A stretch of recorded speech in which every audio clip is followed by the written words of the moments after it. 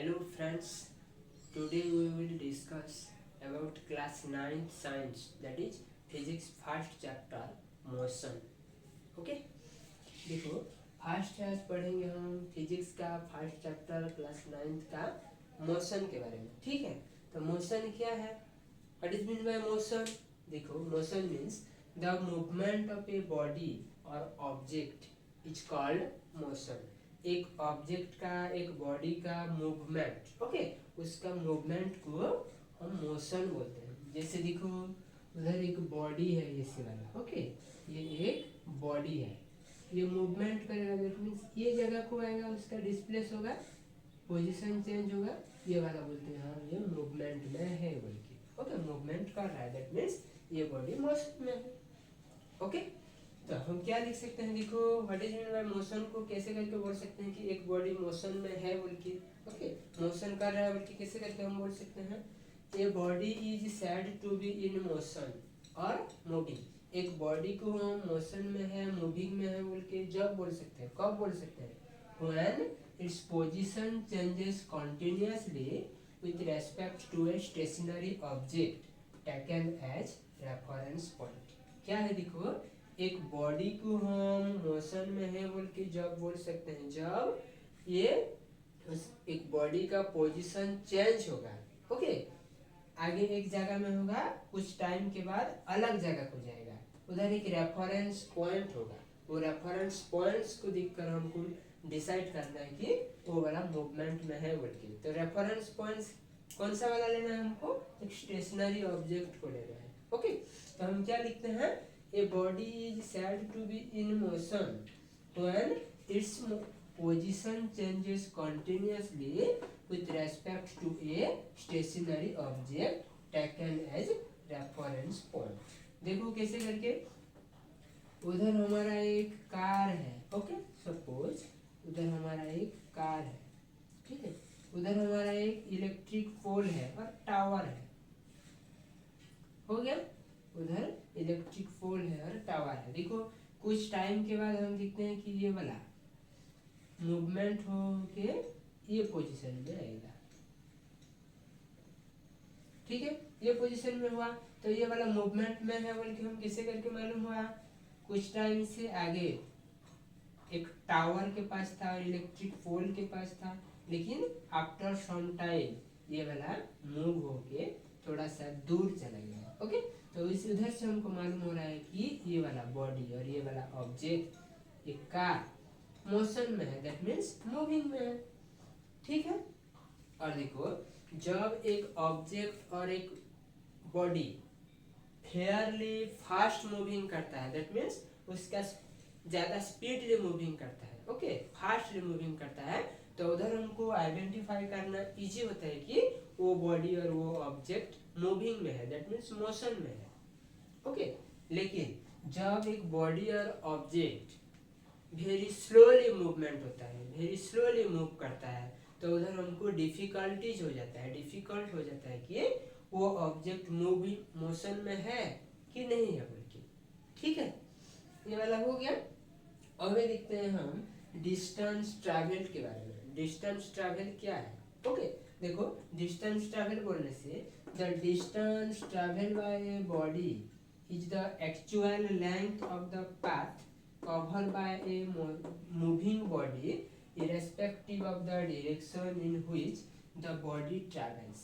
क्या है देखो, डिस्टेंस ट्रैवल बोलने से जो टोटल एक्चुअल, ओके, एक्चुअली एक बॉडी कितना डिस्टेंस ट्रैवल करता है, जो वे में, जो पैथ में वो ट्रैवल करके एक जगह से दूसरा जगह को जाता है, उधर हमारा कौन सा डायरेक्शन में जा रहा है, स्टार्टिंग से एंडिंग तक। ओके, वो सब को देख के हम टोटल लेंथ को लिखना को हम डिस्टेंस ट्रैवल बोलते हैं।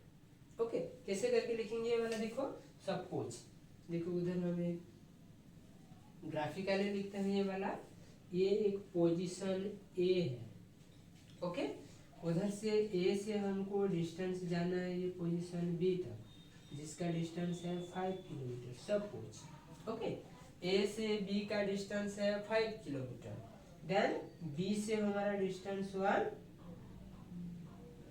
सी पॉइंट तक, सी का डिस्टेंस होगा 6 किलोमीटर। ठीक है। तो ए से सी को डिस्टेंस कितना होगा हमारा, तो उधर हम लिख सकते हैं, देखो distance travelled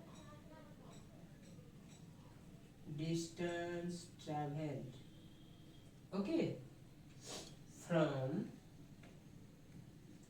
A to C. A to C जाने के लिए हमको डिस्टेंस कितना ट्रैवल हुआ, A B plus B C होगा, ए बी का लेंथ प्लस बी सी का लेंथ इक्वल टू 5 किमी plus 6 kilometre equal to 11 kilometre. ठीक है, तो उधर हमारा डिस्टेंस ट्रैवल हुआ ए से सी पॉइंट को 11 किलोमीटर। ठीक है, हो गया।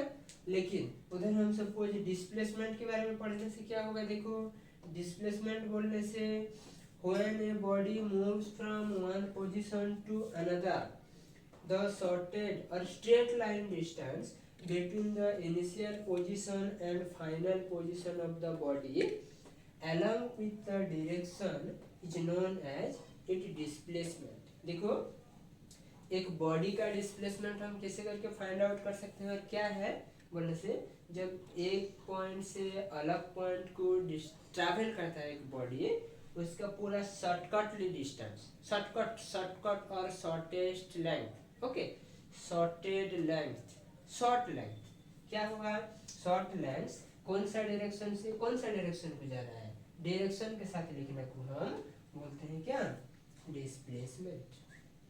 ओके, तो ये सब फिगर में हम लिखते हैं। देखो उधर डिस्प्लेसमेंट क्या होगा, ए पॉइंट से सी पॉइंट को जाना है, ओके तो ए से बी जाने से 5 किलोमीटर, बी से सी जाने से क्या है 6 किलोमीटर। तो उधर हमारा शॉर्टकट डिस्टेंस क्या है, शॉर्टकट डिस्टेंस क्या है, और स्ट्रेट लाइन डिस्टेंस क्या है, ए से सी का स्ट्रेट लाइन डिस्टेंस ये वाला है, ओके ये वाला होगा। तो ये वाला का लेंथ को हम निकालना है, सपोज ये वाला का लेंथ होगा हमारा 3 किलोमीटर, ओके तो शॉर्टकट डिस्टेंस 3 किलोमीटर, तो उसका डिस्प्लेसमेंट होगा 3 किलोमीटर। कौन सा अलॉन्ग विद डायरेक्शन है, कौन सा डायरेक्शन में वो वाला भी लिखना है। देखो हमको मालूम है ये वाला ईस्ट डायरेक्शन, ये वाला वेस्ट, ये नॉर्थ, ये वाला south, east west north south, okay तो हम क्या लिखते हैं उधर डिस्प्लेसमेंट में, देखो तो लिखेंगे डिस्प्लेसमेंट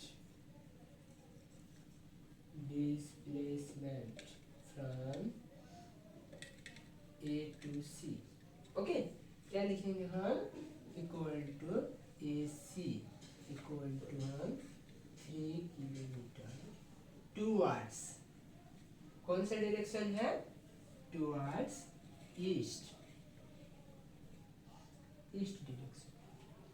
ठीक है, हो गया हमारा, ओके तो हमको क्या मालूम है उधर, देखो डिस्टेंस बोलने से टोटल लेंथ कितना कवर हुआ है, डिस्प्लेसमेंट बोलने से शॉर्टकट लेंथ कितना है, straight line length, okay distance travel हो गया, डिस्प्लेसमेंट हो गया, मोशन के बारे में हो गया हमारा, ओके पढ़ना है क्वांटिटीज के बारे में। ठीक है, क्वांटिटीज क्या है, देखो क्वांटिटीज बोलने से हमारा दो टाइप्स क्वांटिटीज हमको पढ़ना है, ओके एक है स्केलर क्वांटिटीज एंड अलग वाला है वेक्टर क्वांटिटीज। ठीक है, scalar quantities and vector quantities, okay scalar quantities क्या है, देखो स्केलर क्वांटिटीज बोलने से जहाँ पर ओनली मैग्नीट्यूड होगा, okay has magnitude only, no specific direction, direction नहीं होगा, ओनली मैग्नीट्यूड होगा, वो वाला क्वांटिटी को वो वाला जगह में हम स्केलर क्वांटिटी बोल के लिख सकते हैं।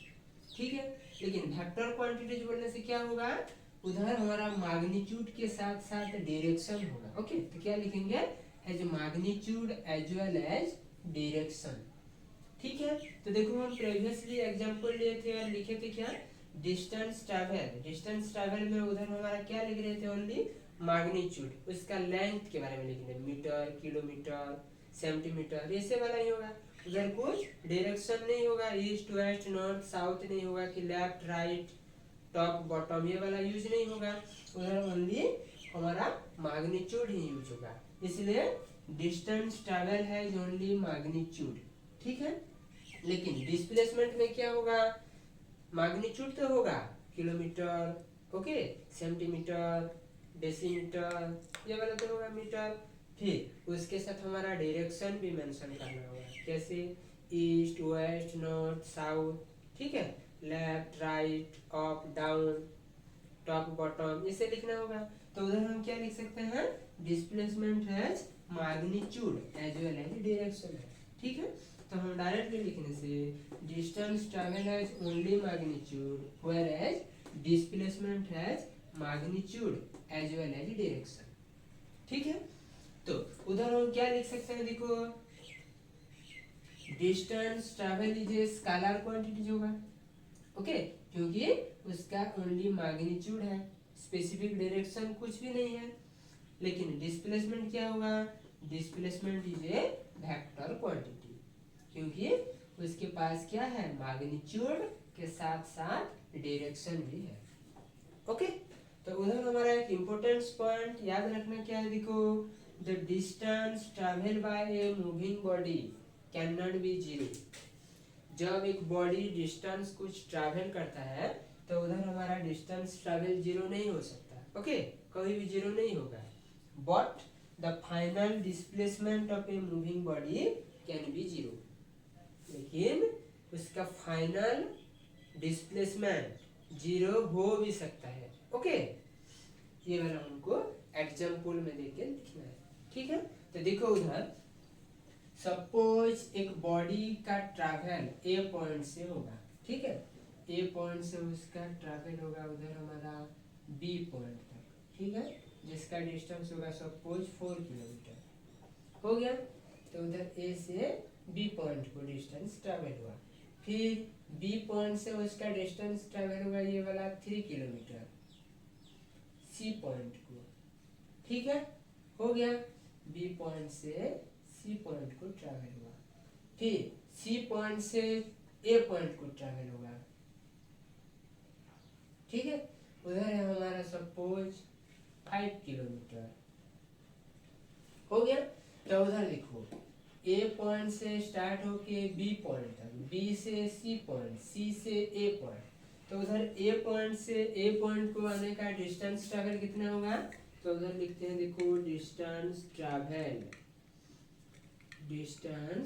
Travel from A to A point से ए पॉइंट तो कहीं रिटर्न करना है, इक्वल टू क्या होगा, ए बी का लेंथ प्लस बी सी का लेंथ प्लस सी ए का length equal to 4 kilometre 3 kilometre plus 5 kilometre equal to क्या होगा, 4 प्लस 3 7, 7 प्लस 5 12,